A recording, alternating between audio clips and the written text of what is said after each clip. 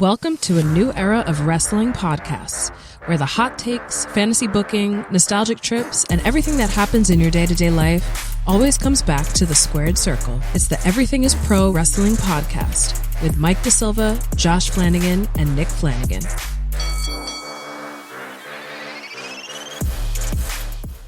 And we are back with another very special guest, one of my favorites in wrestling right now, period. Willow Nightingale, All Elite Wrestling Zone. Thank you so much for joining us today.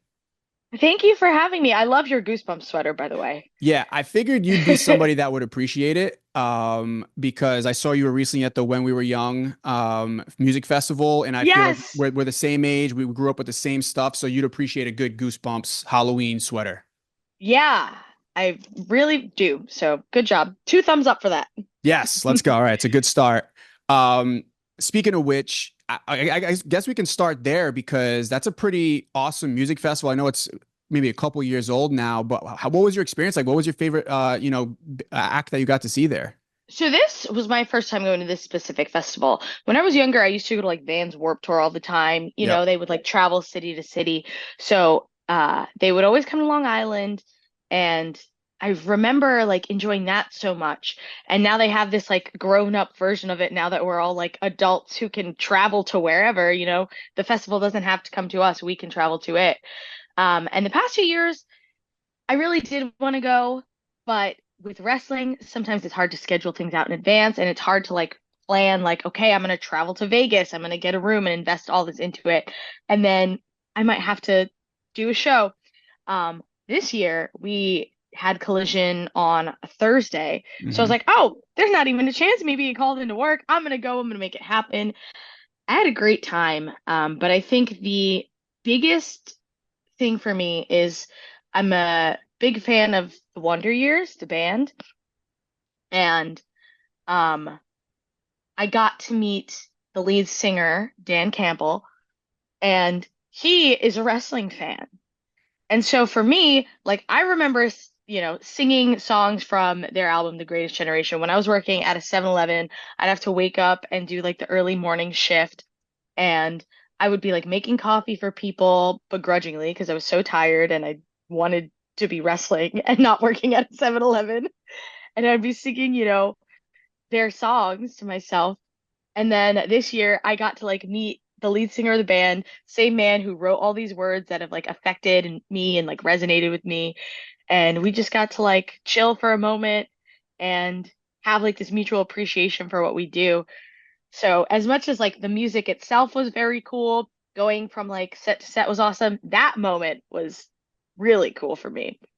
Yeah, and it's cool that you're able to have that experience. I feel like right now, maybe more than ever, music and wrestling, they go hand in hand so much. I mean, so many musicians are fans of wrestling, and I feel like, we're kind of in this like wrestling renaissance, if you will. So to be able to meet somebody you like grew up listening to and then be a fan of like what you get to do every day now, live your dream, that's got to be like a wild experience.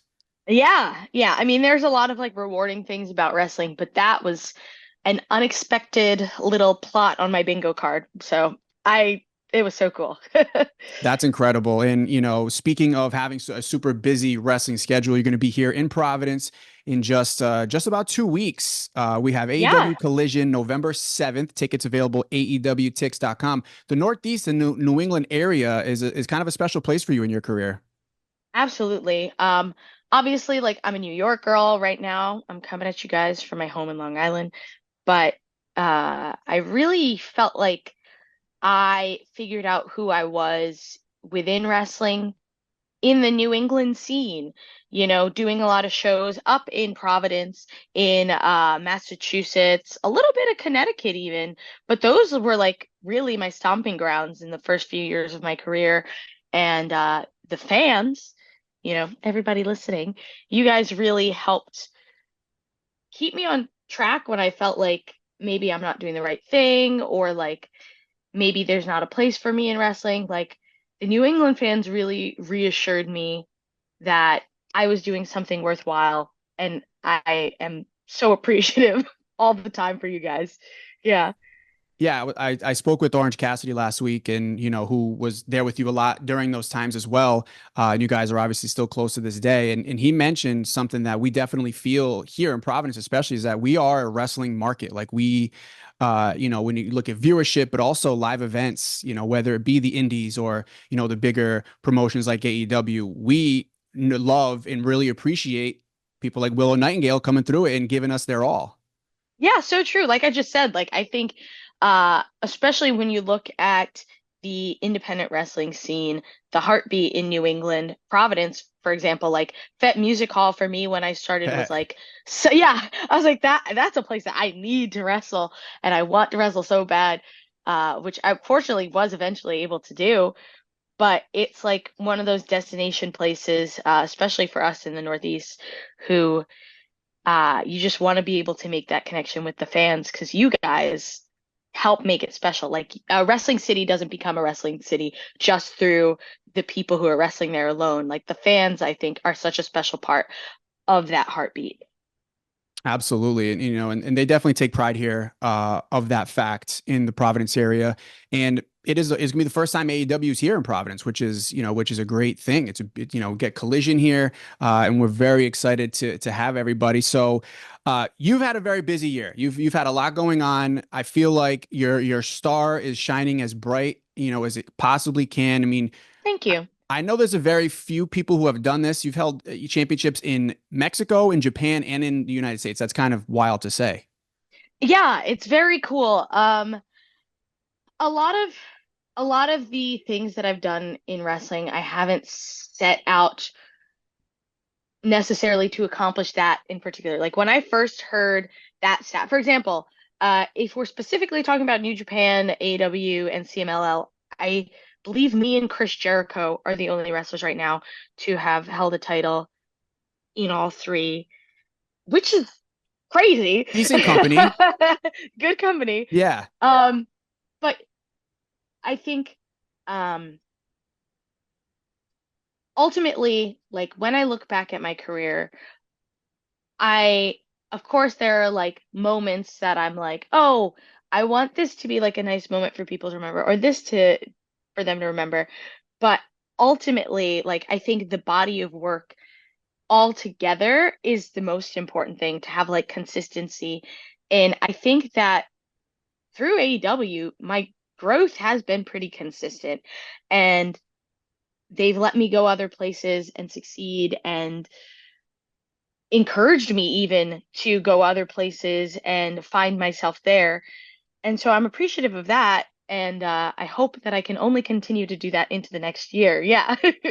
Yeah, well, I'm curious your take on that because I mean, for a very, very long time, I mean, most of professional wrestling history, there was, to have a major promotion, but also be able to do the New Japans and the CMLLs, like that wasn't really a thing before AEW and this Forbidden Door and the ability to kind of bounce around and do that. So I'm interested to hear like they encourage that because I think it's also Yeah. as a wrestling fan, it's amazing.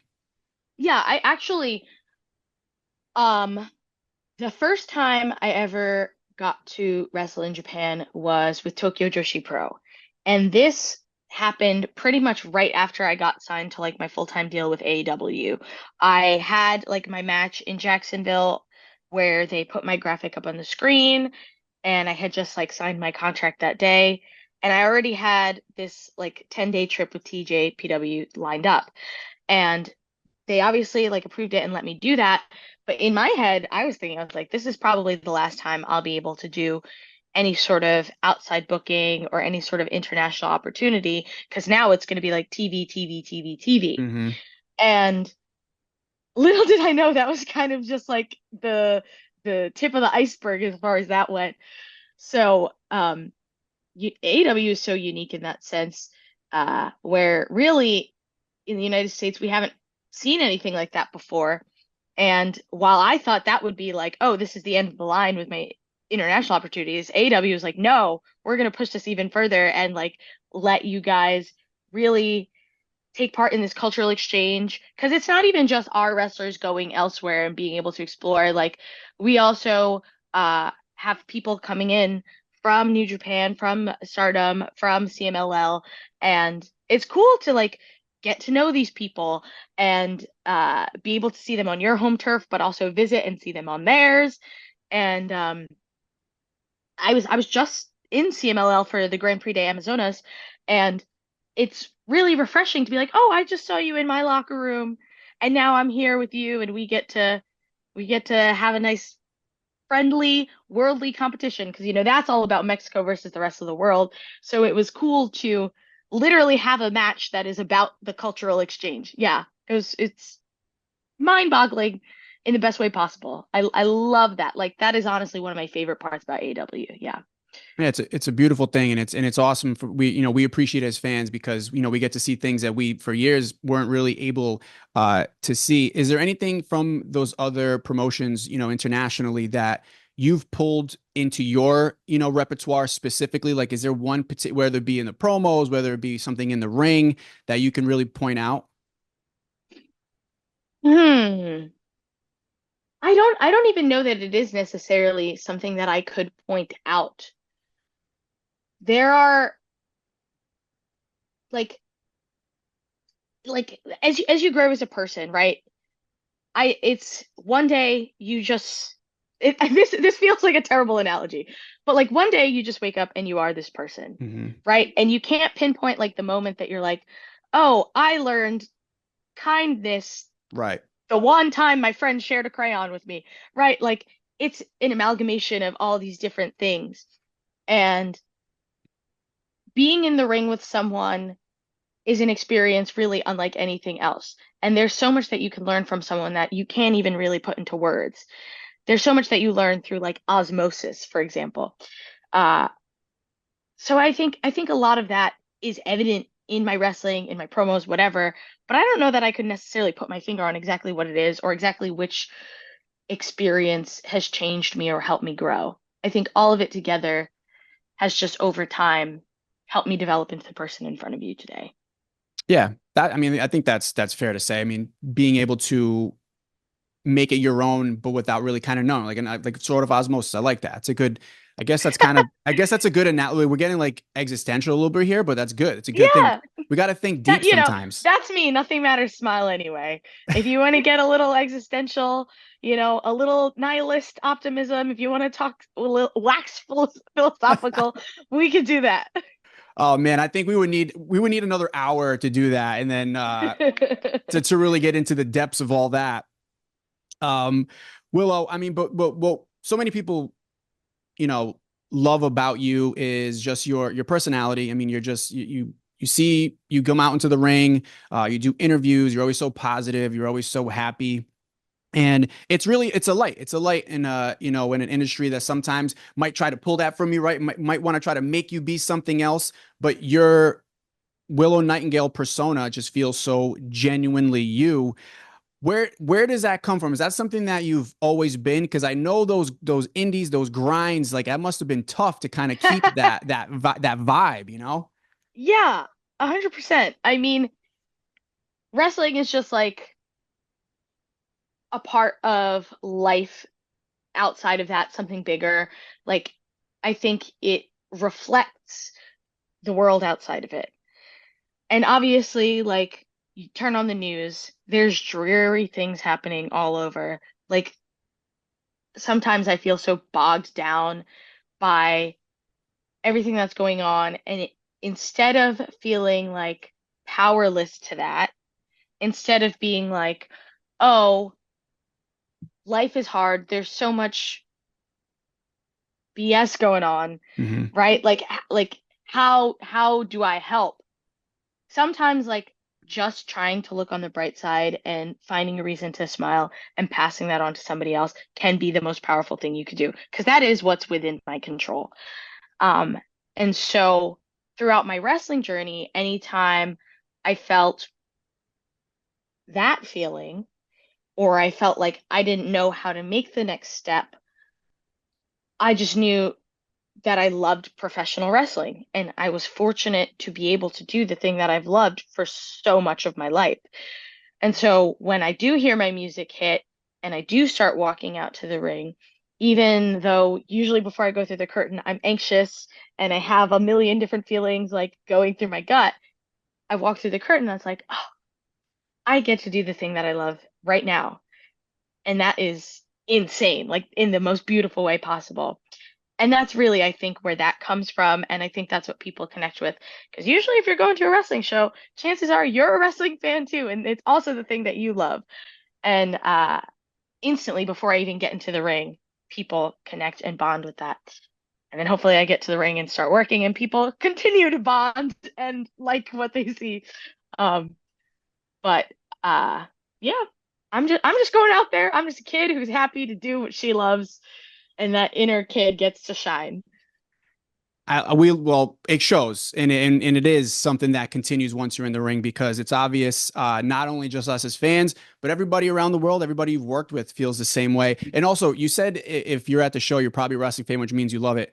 Are you familiar with a lot of the fans on the internet because they hate almost everything? So I think you're That's giving them too good. much credit. I actually, one, you are correct. And two, one of the things that I'm most proud about is people. eh, It's enough people that it's a trend. The first few times I heard, I was like, that's cool. But there is a trend of wrestlers or fans coming up to me saying, like, my mom, she's not really a wrestling fan, but you're her favorite wrestler. Or like my grandmother or my girlfriend or whoever, like this person who doesn't like wrestling, they were just watching this show with me, or like they just came along to keep me company, but they really liked you. And I was like, that means so much more than you could even imagine. So you're right. Whether you're a miserable wrestling fan or just somebody who is casually coming along, I would love to hopefully put a smile on your face and connect with you and make you love wrestling too. Well, you do a great job of it. I want to end with a couple of things. I know you're a very busy girl. First and foremost, we met extremely briefly. There's no way you remember at Wale Mania back, around that weekend, Yes. and we said hello Yes. really, really quick. So was that your first Wale Mania? That was my first Wally Mania. Yeah. It was, I mean, it's an incredible event. And I think it's such a good representation of a little bit what we talked about earlier of like, molding in so many different promotions and superstars from every promotion. And then you mix in the music aspect of it and the love, the cultural aspect of it. And everybody's just there to have a good time and just be happy. And I just wanted to bring that up and kind of see your take on it because I think it's such a great event. Yeah. It was, I think, a whirlwind even because there is so much like crossover. There's so many people who, and like, there's one thing for there to be a big crowd, but Hmm. it's like you go backstage and it's just like every face that you come across like strikes some kind of memory, or even if it's somebody that you don't know, it's like, who's this interesting, charismatic person? And to have so many like charismatic people in one place, it's a little insane. It's but fun. And it felt like a big party with everyone who loves the same stuff. It almost feels like home, even with the people that you don't know. It Mm. feels like an old friend, which was really cool. Um, my friends called me out to the stage to dance, and I was like, oh God, no, this is not my strong suit. But even, a brief moment of me having shame over how bad I am at dancing was fun, Listen. you know? You did a great job. You did a Thanks. fantastic job. Come on, give yourself some credit I here. appreciate you saying that. Thank you. I mean, at that point, I mean, it was like Hennessy and pineapple they were serving backstage, and I was like, I mean, I'm surprised I didn't end Yeah. up on stage dancing, to be honest. It's like one of those situations you like get a drink and you bump into Gerald Briscoe. You're like, okay, this is definitely a type of party I've never been to before, for Yes, sure. yes. Memorable. For If we sure. had to Remember, sum it up in one word, it was memorable. perfect. That's a perfect way to sum it up. And last question, it's Halloween week. I know that so was it last year you did The Shining? Yes, me and my sister, the So do you Grady have anything sisters. planned? You know what? I wanted to do another like costume with my sister, but she has work scheduled on Halloween day. So I was like, "Oh, that's not really gonna pan out very well then if we're in separate places just doing different costumes. And so now it's like Halloween is pretty much here, and I Hmm. don't necessarily have a costume, but if people are familiar with my social media presence, if they are seeing what I'm putting out online, they may have seen that I am a Renaissance fair goer, and I Hmm. do have these crazy elf ears, prosthetic elf ears that I put on. Worst comes to worst, that's always a good last minute costume. Just pop on some elf ears. I could even wear like a regular outfit, and it's like, haha, here's my little whimsy, here's my little costume. So that's like my last minute, but keep an eye on my socials. Maybe I'll come up with something even more interesting and post about that. I love that. We'll stay tuned for that. And the ears are sick, by the way. I Thank like you. that. I don't know where you get ears like that, but they're definitely yours are definitely the most like realistic. You look like they just grew on you like that. Yeah, that's exactly what I want you to think. Perfect. You nailed it. Willow Nightingale has been such a blast. AEW Collisions coming to the AMP in Providence November 7th. Tickets available, aewtix.com. You're going to want to be there if you haven't been to an AEW show. It is jam packed with action. The crowd is always super into it. And then you get to see people like Willow Nightingale. I mean, why wouldn't you want to be there? Exactly. Mike, you said it perfectly. Everybody, can't wait to see you there. Can't wait to see you there, Willow. Thank you so much for your time today. Thank you.